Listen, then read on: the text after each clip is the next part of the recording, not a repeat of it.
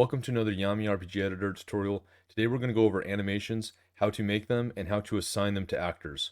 So with that said, let's get started. Alright, so one of the new features that was added in one of the patches was the developer added a core template, which is the bare minimum for a project.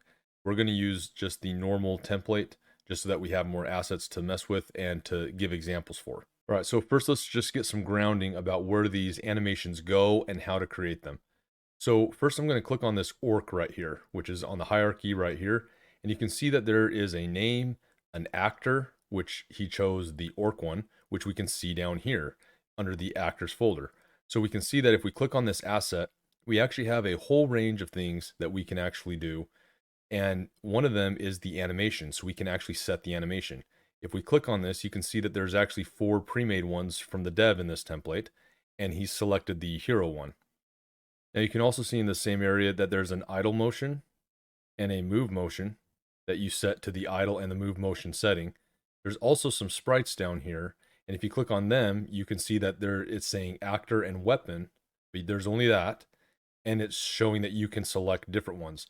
Now we'll get to this one near the end of the video. This one actually makes the animation system really cool, but just note that this is not where you actually set the sprites to make an animation.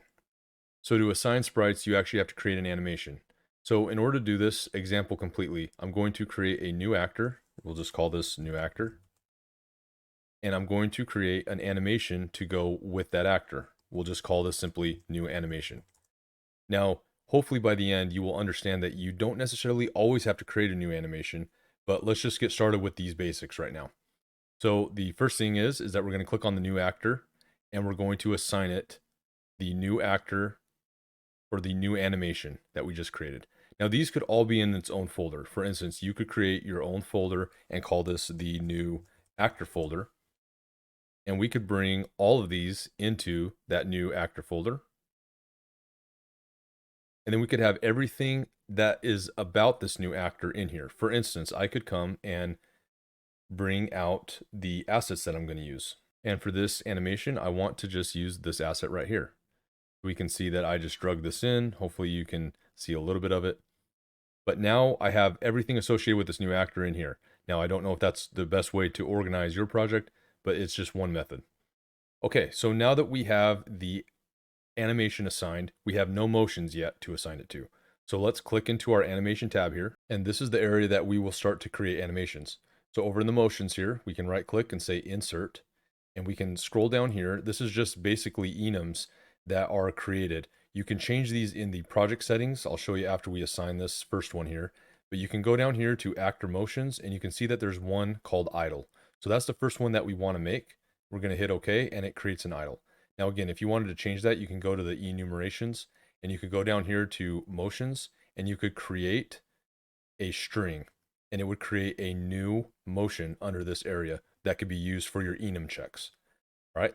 I actually don't need that one, so I'll just delete it or undo and just hit cancel, I guess. And then we'll go and start to create this idle motion. All right, so the first thing to check with your motions is the mode that you want your sprite sheet associated with. You can see that there are the typical 2, 4, 8 directional, and then they also have these 1 directional, 3 directional, 5 directional mirrors. Now what's really cool is that you can think of a typical 4 directional sprite sheet, right? Where you have your top, left, right, down. But if you do a 3-directional mirror, it's going to do the top and the bottom one, and then the right facing one is going to be mirrored to the left side. So you only have to set up 3 directions instead of 4. So since that is a lot easier, I'm going to click on the 3-directional mirror, and we don't need any of these for the idle. We don't need it to loop. We don't need it to skip the last frame or anything like that. So the next thing that we want to do is assign the sprite sheet that we want to use.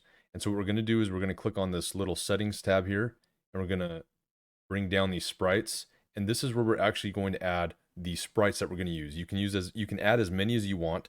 This one is just going to be the idle move sheet, I'll just call it. And then we're going to select the image, and it's in actors under the new actor, and it's this one right here. Now here we do how many horizontal cells it is. It's a typical 3, 4, and then hit confirm. And so we have successfully added our idle and move sheet. Again, you would just click on this to add a new one, and it's that simple. The only hard, or not hard, but confusing part is that you have to remember to click this to get to these settings. That's the only way to get to this setting. So now that we're done, we can actually click off these settings and go back to setting up the sprite. If you click down here on the timeline, this is where you set all the keyframes. When you click on the sprite, you can now click on the sprite and click on the idle move sheet. And this brings up the sprite right away. It's not the correct frame, but if you can do a couple things. You can click on the sprite right here and it will select this frame, or you can click on that keyframe and it will also select it. So the first thing on an idle, it's really easy. You just want the down facing idle, right? So I'm just going to click on this frame. And I just want to bring it up because the important thing to know is that the origin, I'll just call it the origin. I don't know exactly what it's called, but where the vertical line and the horizontal line intersect right here, that is where your collisions are based from. And that is also where you will Y sort.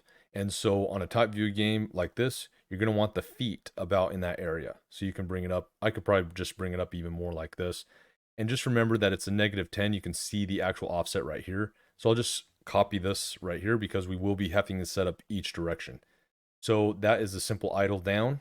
Now I can click on right here, assign it to this. This gets a little easier. Usually the idle is the most set up, and then you can just copy paste from there. Then we'll click on this frame, and this is facing right. We'll go like that, and we'll set the offset. Then we will click on the upward direction, click the sprite, click the idle move here, click on that frame, click up idle, and then make sure that the offset is correct. And that is it. Idle is set up. Matter of fact, if we go to Windows and Project Settings and scroll all the way down, we can actually set this to be our new actor. And we just want to make sure that we have no party members. The template comes with a party member automatically. If you don't want a party member, you can actually just click off of it and then click confirm, and then it will just say none. Now, the only other thing that you'll probably have to do is you'll have to go back to your new actor right here, and you'll actually have to assign the idle motion idle. And I'm also going to assign the move motion idle as well, since we don't have any other motions selected. And so with that, we can actually playtest this. And we can see that we are our little guy. Now, he's only in idle mode, so we got to make a walk animation for him still. But he walks up and down and all directions just fine. All right, so one thing to note is that you can adjust the move speed. I am going to make this a little bit faster. I'll just give him 6. And this is going to be the size of the collision. This will be another video because collisions are they'll need a little bit of explaining. But anyway, this can get us started as far as walking and idle. So now I'm going to go back to the animations tab, and I'm simply going to copy and paste this one. And I'm going to right click and edit it and say that this is going to be the move motion enum, and click OK. And this way I don't have to set up all the directions with what sprite it's using and also what the offset is. So now when we click it, let's just start with the bottom one here. We can click on this keyframe and we can actually extend it out as far as we want. I'm just going to say 5, and I'm going to right click and say extend. And what it's going to do is it's going to extend that sprite that many frames until after 5, and then it will be blank as far as, or it just won't progress anymore. And so then what I'm going to do is I'm going to copy this keyframe and I'm going to paste it, and then I'm going to paste it again, and I'm going to paste it again. Now, the reason why is because when you're walking, you want to do the whole move, idle, other move, idle. That's how you want to set it up. So this first sprite is going to be a movement one. The next one is going to be an idle one. The next one is going to be a movement one. And then the next one is going to be an idle one. Now, if we playtest this, you can press loop right here and press play. You can see that it was just looping off that keyframe that was selected. So you have to select another keyframe, press play, and then it will do the whole thing. All right. Now, there are a few options. If you click on the move right here, you can skip last frame if you want. So say that you had an animation where the first frame is supposed to be the last frame. You could actually just skip that last frame and go straight to the first frame. And that way you don't have to micromanage how many frames you could just copy paste them. I don't know if you've ever been in that situation in an engine or not, but I definitely have, and it's kind of a nice option to have. The other thing is you can set the loop. Now on movement, we do want loop. So I'm going to check it. You can specify a start frame, but we're starting it at 0. So that's perfect for us. So, but now that I have loop on, and I have the frame setup that I want, we can now just start to copy these directions. So I'm going to copy this sprite right here. I'm going to go to the right one and I'm going to paste it. And then I'm going to delete the first one that it came with. And then I'm just going to go on these and I'm going to select the frame. So this is right. So I'm going to select the right move. I wish there was a way to fast forward to the next frame. Maybe there is. I just don't know how yet. But that would make this process a whole lot nicer. We'll just check it just to make sure. Check it on the right frame, of course. And that looks pretty good right there.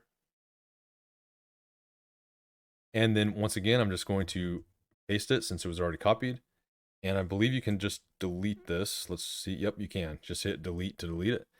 And we're just going to set the frames.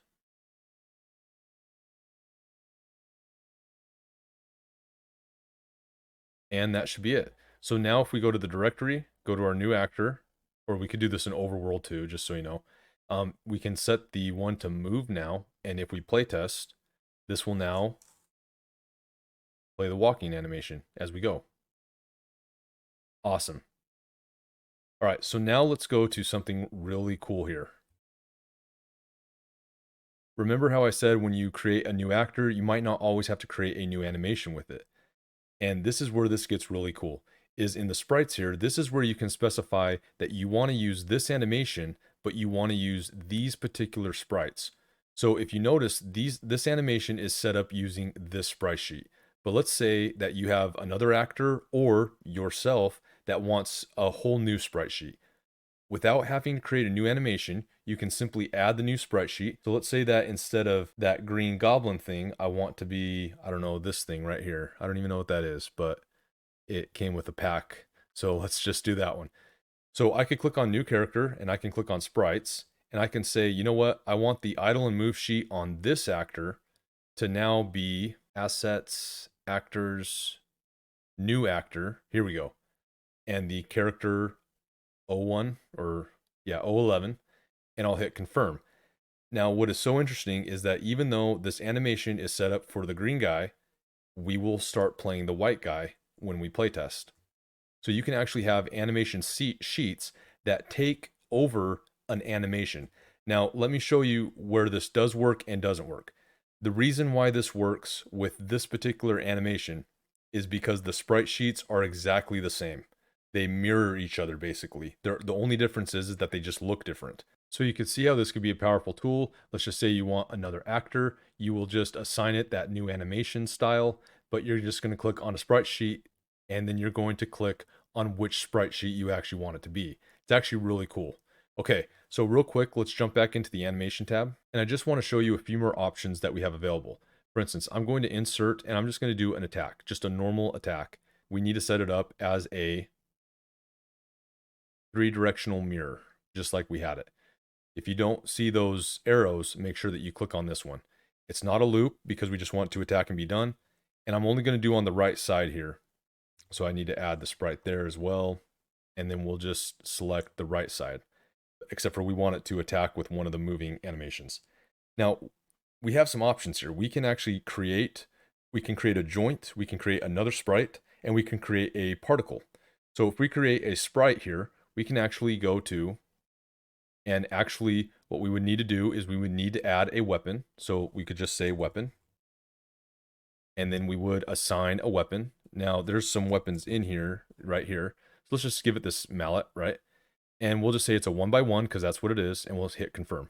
So now we have access to this sprite in our animations. So let's go back to attack here. Delete that one. Actually, no, we wanted that other one. My bad. A lot of this is just going to be trial and error, but this is really all we can do at this point. So I'll go like this. But now I want to create a sprite, and I want it to be, oh, you got to click on that, not the keyframe. I want it to be the weapon. And so now I have this weapon in here that is separate from my character here. And now I can use it as the attack. Now, what's really nice about this is that it is above the character right now, but if you move this sprite on top of it, then it will be, it will be behind it. So you can actually manipulate stuff in the animations with that. Matter of fact, I'm going to name this weapon so that I don't get confused. and I'll name this one actor. All right, so we have access to this, and we can do all sorts of things like rotate. We can move its position. So for instance, let's just say that the attack is going to be about 10 frames long. We could extend it right there, and we could extend this one right here. So we have the hammer. Now, if we play, nothing's going to happen. It's just everything's going to stay the same. But we could do something like this, where we take the mallet like this, and we would want it in front in this case. Makes more sense. So we would want it in front.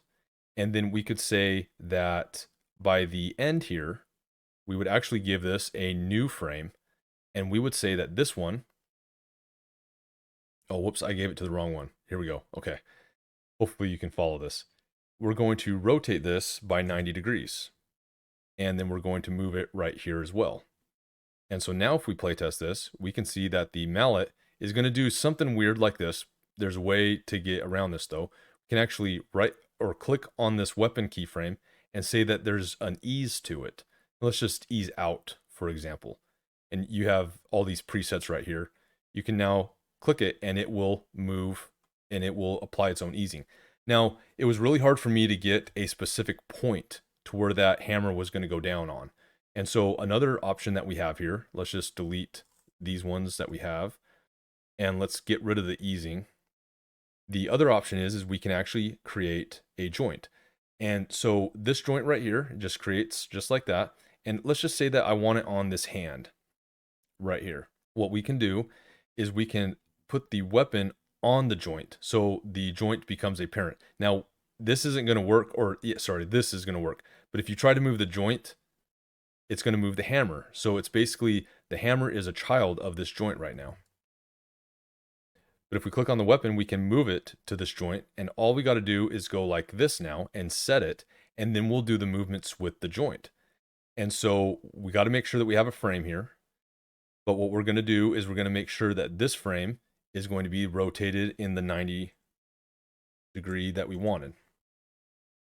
And then we're going to apply the easing to it. So we'll ease out again.